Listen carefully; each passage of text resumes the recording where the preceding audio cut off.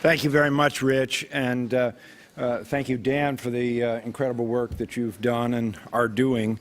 Thank you all for your advocacy and your leadership. I know Mitchell Chester was here earlier. Some of our colleagues at the Department of Elementary and Secondary Education are here. We have colleagues in early education and care who are very focused on the kinds of issues you're talking about today. We have colleagues in higher education that are focused on this. Governor Patrick's main commitment in his second term are in 4 separate areas, one of which is closing the achievement gap.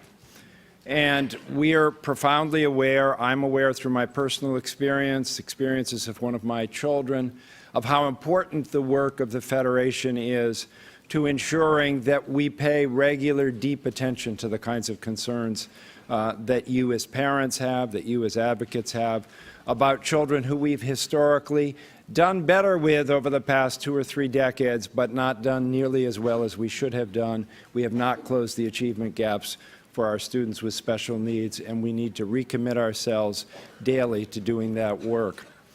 The work is special technical work, and there are a lot of good workshops here I saw this afternoon, but the work is also, as we just saw in this film, work about culture. I had the opportunity recently, Lady Gaga, of all people, came to the Harvard Graduate School of Education.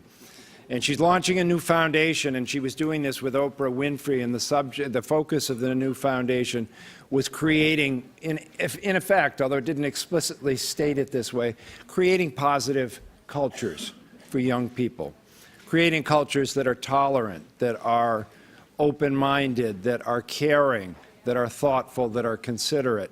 And that as an antidote to the epidemic of bullying and cruelty and nastiness that we have in so many of our youthful environments these days.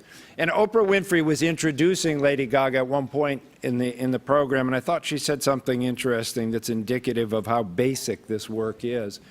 She said, you know, in all the tens of thousands of guests that she's interviewed over the years on her show, without exception, everyone has at one point or another asked her, how did I do? After they were done with their performance. How did I do? Was I okay? And from that, she took the message that everybody needs to be noticed, everybody needs to be acknowledged, everybody needs to be appreciated, everybody needs to be understood at some level. And if we're going to do something about creating more positive cultures in our schools, if we're going to do something about reducing the incidence of bullying, if we're going to do something about creating the kind of climate where it's safe for young people to strive to close achievement gaps and to achieve at higher levels and take all the risks associated with that, we're going to have to start with the very basic elements of how we regard one another, how we behave with one another, how we talk to one another.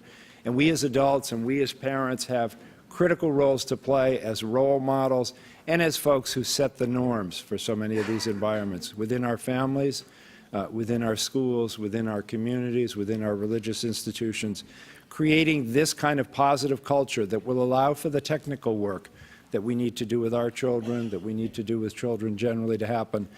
That's a key message and something that we're trying to think about in the work that we do on closing achievement gaps in schools all across Massachusetts. So I commend you to your work. I know you've got a lot to do, so there are a lot of things I could say, but I first and foremost just want to thank the Federation and Rich and all your colleagues for your work. Thank you for your continuing advocacy on this, for your continuing work. Best of luck with your deliberations today. We in the Commonwealth of Massachusetts look forward to working with you in partnership. Thanks very much.